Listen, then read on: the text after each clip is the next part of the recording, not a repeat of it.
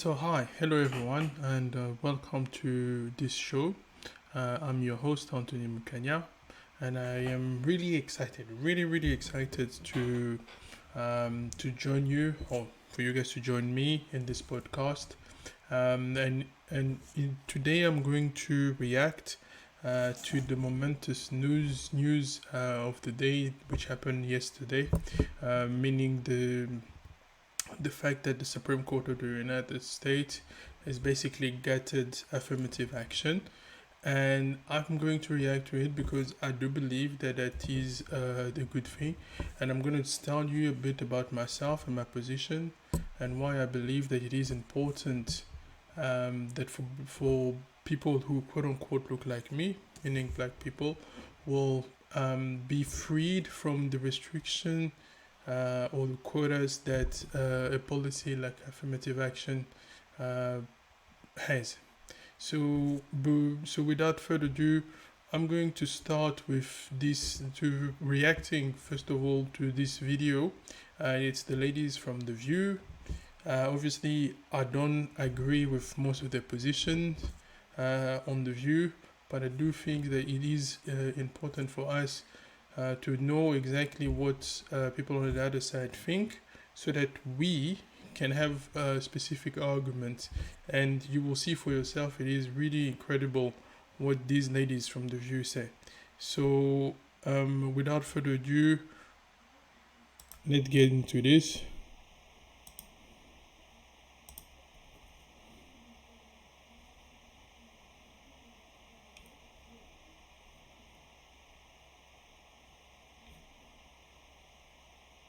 Supreme Court has upset a 45-year precedent, ruling it unconstitutional for universities to consider race in admissions.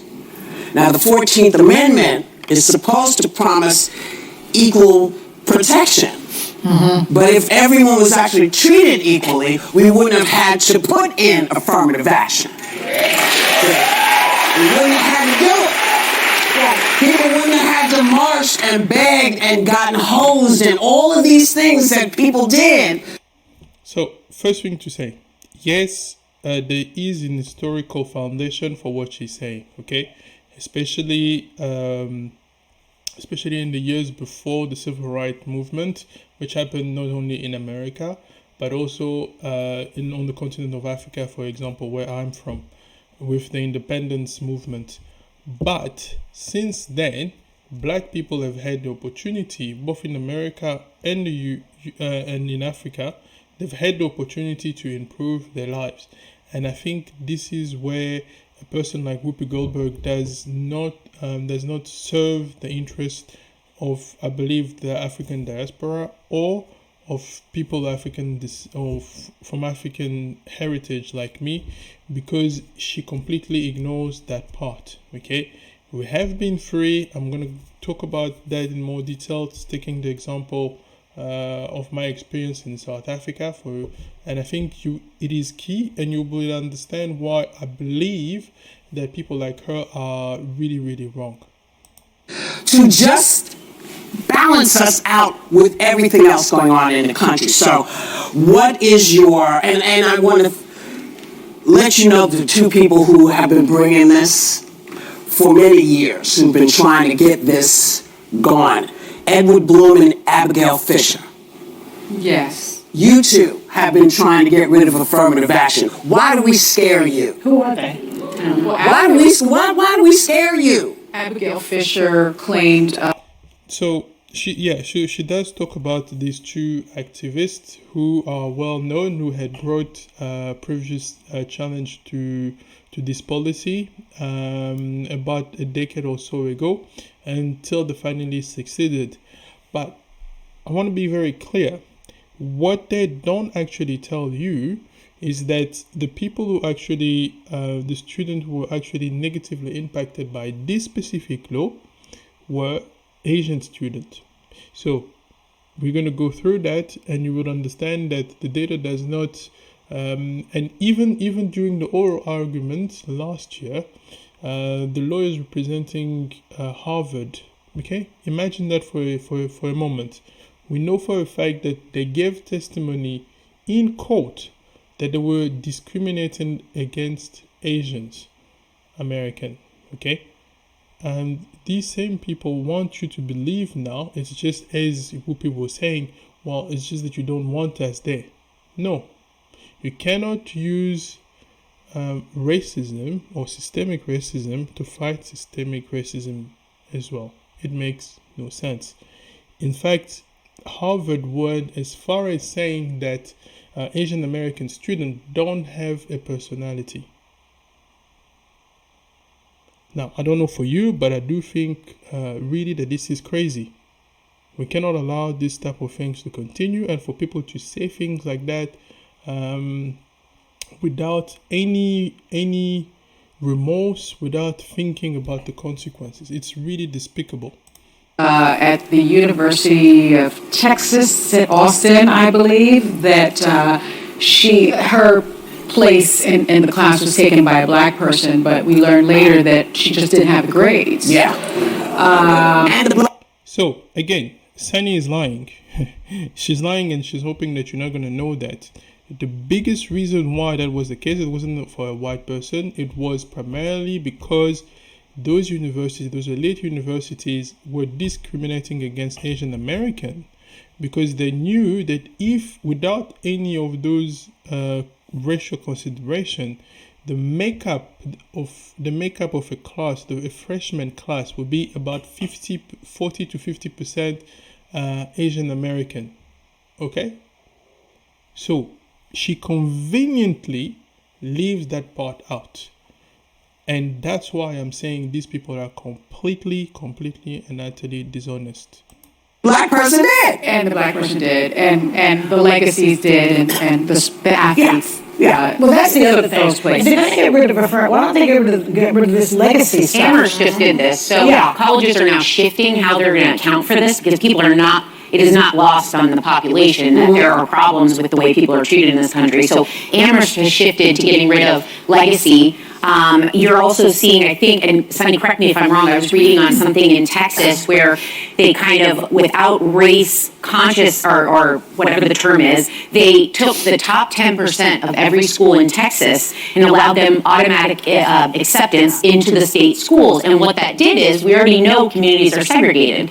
So you're accounting for every school, which means you then have a high percentage of black and brown communities who are automatically getting accepted. So there were ways around it that we're seeing people get creative with to make sure they're accounting for that. I kind of resent the legacy thing because, I was the first one in my family to go to college. And then I had cousins, obviously, who followed. But there was no Harvard graduate in my family. My father was a truck driver. My mother was a sewing machine operator, And so there was no legacy.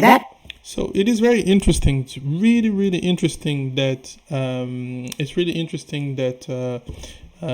Joy Behar is talking about that, because the woman sitting next to her, meaning Sunny Hostin. Sunny Hostin, I believe, has a son or her daughter. I can't remember for sure, but one of her children is actually gone to university in one of those elite schools. Who here thinks that it is because only because of the academic prowess or capabilities? I don't think so. I think the fact that she can use her own position as an anchor on TV to get her son or her child into the best school. We saw the story about a few years ago with these Hollywood actors, including one from Desperate Housewives, I can't remember her name is, who basically did this legacy thing that I talk about. But somehow they don't want to account for that. And one of the questions that I would have asked her is, what do we do then with Malia and Sasha Obama? Okay, who I think one of them is going to Harvard because her dad went there. Are we going to prevent her from doing that? Or it only applies to a specific category of people? There you go. So that's the question that I would have asked them. But obviously, they are not going to respond to that. ticks me off a little bit. And athletic was referenced. But the other thing I would say about this is that it plays into what they're talking on the right about post-racial society that we're living in, you know? Because we elected a black president, they think that racism is over. It's not. And that's what bothers me about this rolling back, and also what bothers me. Joy, I think Joy Behard is right here. So it is impossible to live in a post-racial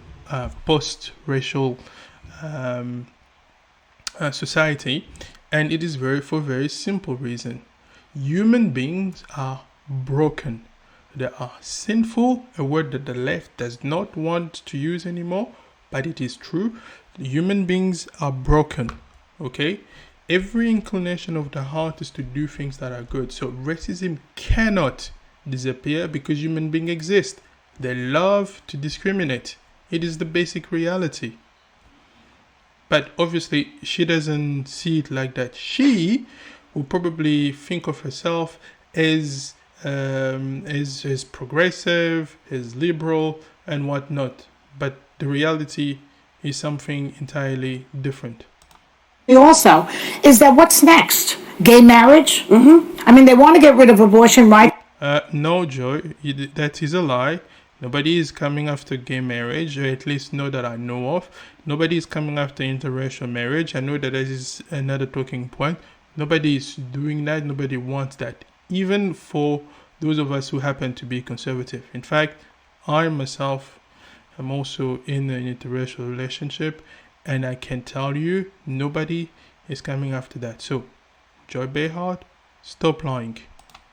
Which they practically have done. Now it'll be gay rights. Marriage equality was codified by the Senate, which is important because they can't pull it back now.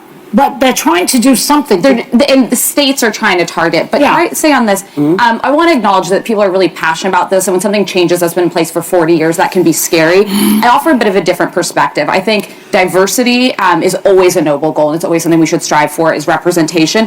But I think that we need a system that looks at the full spectrum of diversity more. So, for example, a black student coming from a multi-millionaire family who everyone has an advanced degree in it, I wouldn't say should necessarily be given preferential treatment over a white first in his family student from Appalachia.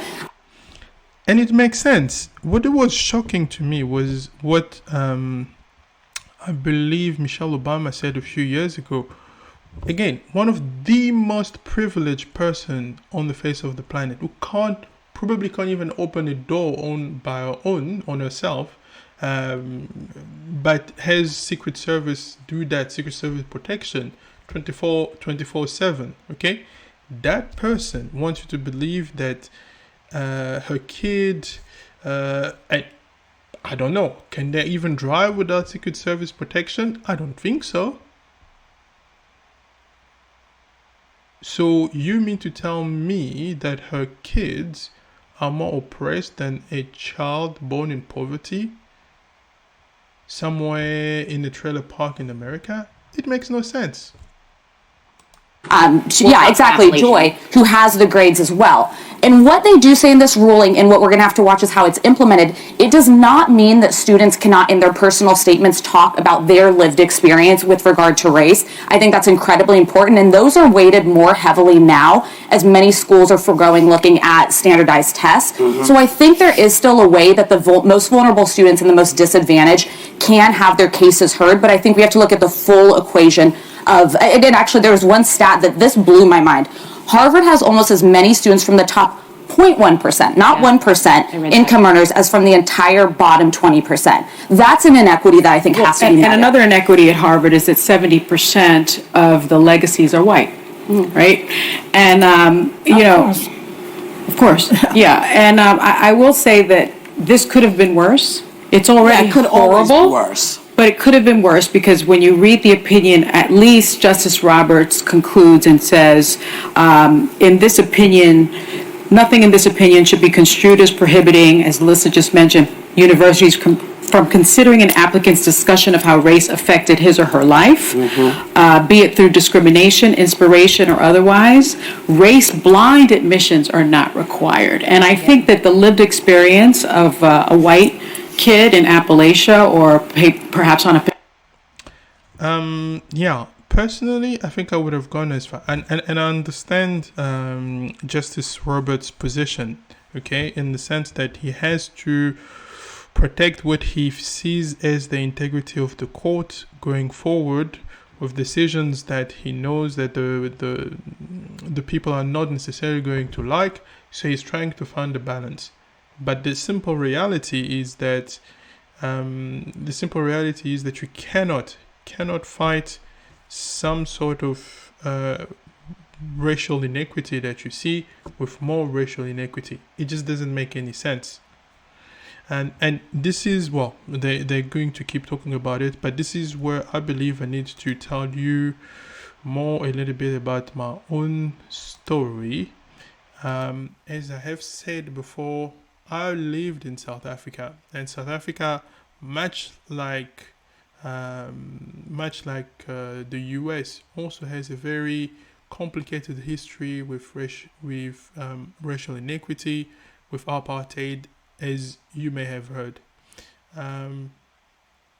But what if I were to tell you that even me as a black person living in South Africa, I was also not afforded, because I happen to have been black, but not the right kind of black. I was not afforded opportunity to go to medical school, because in medical school they had quotas. So I had to sit an exam, an entry exam, never got the result. And even after I graduated finally from university, I had an email that I kept for years and years and years, where I was told by a recruiter that I would not be considered for a position, and not a crime, but really what weighed against me was the fact that in their mind, the company hiring me would not score very high on what they call the BE, so the Black Economic Empowerment, which is the equivalent of affirmative action. Right. So this is why I don't think that it helps the people. The other thing, that was the context, and I believe the context in South Africa, but there is something similar in the US as well. So in South Africa, the ANC government tried very hard in order to lift what they consider to be the issue with poverty. They tried to account for that by removing material from the curriculum in mathematics. Okay, and that was a total disaster, because essentially what happened is that those kids who were leaving high school were not prepared to go to university, and about a third of black students were dropping out by the first semester of the first year in the STEM fields. That is the reality. Okay, so obviously that was 15 years ago. I'm not sure what it is now, but I remember specifically in my first class of applied mathematics, our professor telling us, look to your left, look to your right, and I'm telling you, by the end of this semester, only one of those three will remain in the class. So, which is a clear problem, and it happens exactly like that.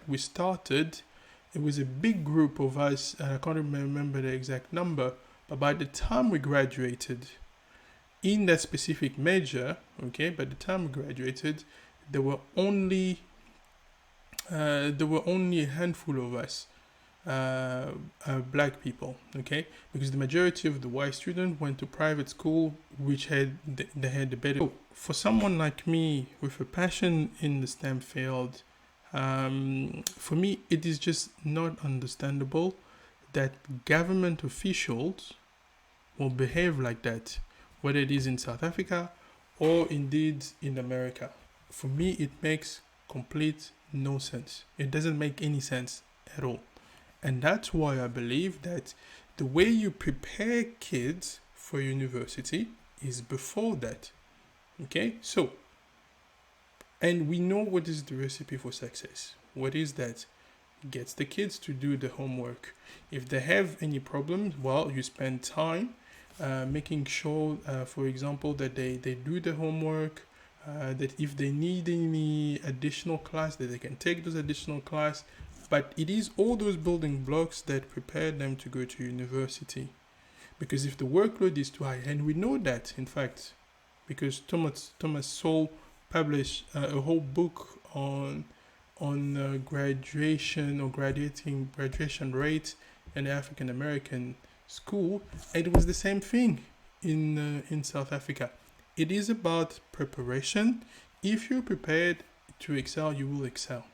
Okay, I don't think I was one of the students in the top 1% in terms of academic abilities, but I understood that it was my responsibility and my responsibility alone to study, and it took me a while because I had to finance my study on my own. But that is how you get, you move forward in life. So having lived this experience when you were told that because you're black, but the wrong kind of black because of your nationality origin, and they're not going to be considered. In fact, the exact word that the recruiter said was that you're going to be considered as a white applicant. Okay, so basically, the way it worked is that they will look at in South Africa at least, they will start looking at black applicants and black female first of all. Then they will look at black males as well as Indians and the rest. And after that, they will look at female white women, and only if they can't find anybody, they will find a white male, and only if all of those white male South African, and if they can't find an applicant for that, then they might consider a black applicant. So you may be qualified, and in fact it happened to me. I went through to, I was doing an internship, and I was told, well, we can't keep you because we're not going to do our quotas. So that is the simple reality, that it doesn't help the black student. It didn't help black students in South Africa. It doesn't help black students in America. We know it for a fact based on the statistics. And that's why I believe that it is better to leave each individual to take their own responsibility and to study. So if you succeed, you succeed.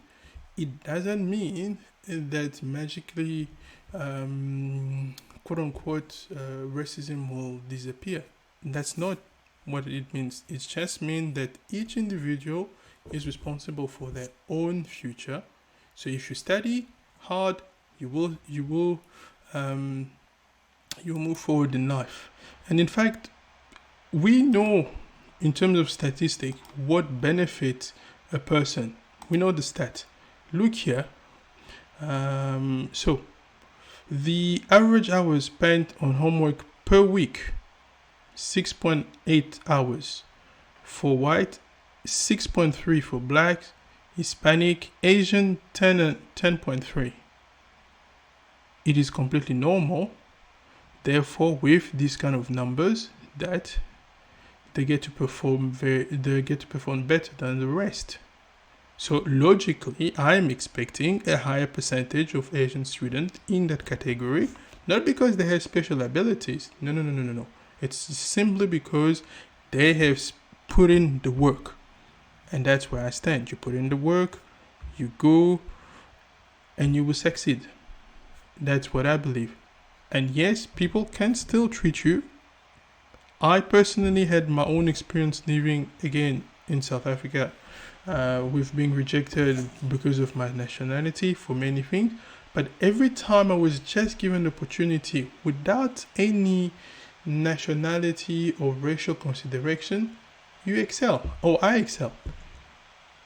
And that's why I'm not in favor of any of those. I prefer to rely on myself and to put in the work in order to succeed. The other thing that we know for sure in terms of the divide is to keep families together. Okay, the Asian American community only has 18% of women who are divorced, where the national average is about 45%. All right, so you can read it for yourself here. So I refuse to believe that parents so a two-parent household who spend the time preparing their kids for life in school and to get the grade, I refuse to believe that those kids are doomed to fail. I lived in a country where my grandfather went to school under a tree. Okay, went to school under a tree, and I think he only completed the equivalent in America of grade 8. He became a cook during the colonial period, and after that, he worked as a nurse.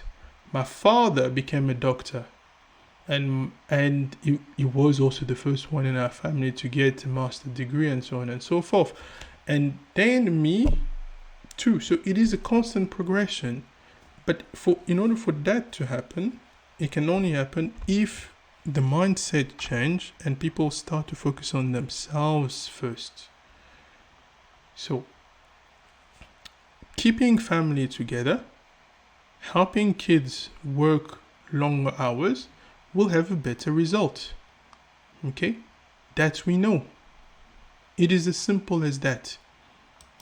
And sadly, sadly, it is not. It's not a thing that is being taught or encouraged when you read the news, and that's why I thought really that this experience in America with this affirmative action being knocked out now, as far as I'm concerned, that is a good thing, because it will help a lot of people to actually take care of themselves. I've seen people going to work and studying in abject poverty. Okay, as I said, my grandfather studied under a tree. My dad went to university, became a doctor, and I also later on, so third generation of people went to university, studied, got my master, and so on and so forth. So really, the recipe of success is there. It does not mean that people are not gonna try to discriminate against you. It just means that the focus is not on waiting for other people to sort of give you a leg up. It means you put in the work, you sacrifice whatever you have to sacrifice for a while, and in the end, I do believe that people can succeed. So there you have it. I just wanted to react to this decision and give my thoughts on the issue.